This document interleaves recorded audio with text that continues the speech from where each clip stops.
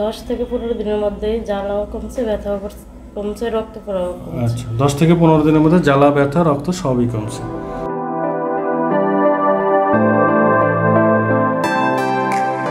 আসসালামু আলাইকুম, আমি সততা হোমিওল থেকে ডাক্তার শামসুজ্জোহা।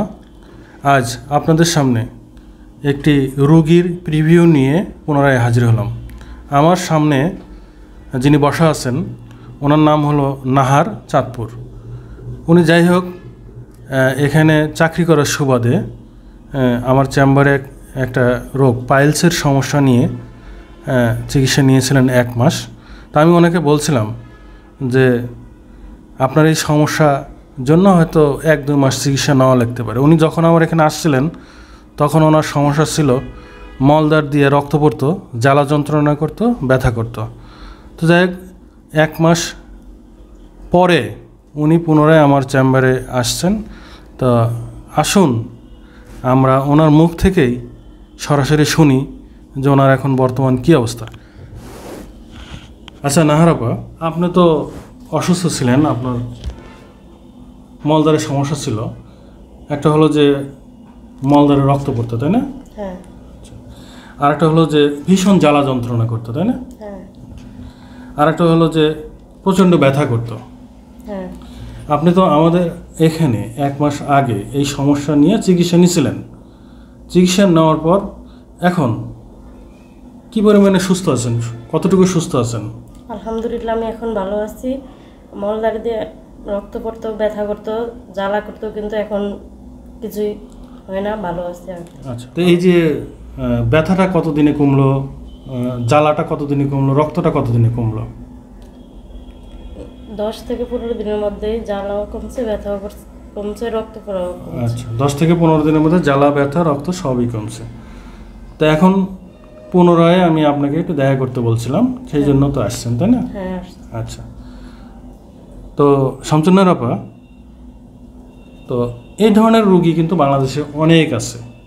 হ্যাঁ, তো আপনি যেহেতু আমাদের এখান থেকে চিকিৎসা নেওয়ার পর ভালো আছেন,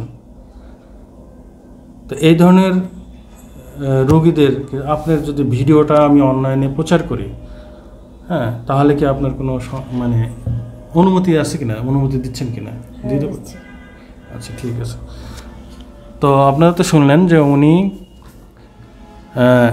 1 মাস আগে আমাদের এখান থেকে এই অশ্ব রোগের ওষুধ সেবন করেছিলেন। ওনার সমস্যা ছিল মলদ্বারে ব্যথা, জ্বালা পোড়া এবং রক্ত যেত। উনি আমাদের ওষুধ সেবন করার পর 15 দিনের মধ্যেই উনি সুস্থ হয়ে গেছেন। তা আমি ওনাকে বলছিলাম যে পুনরায় আবার একটু দেখা করেন।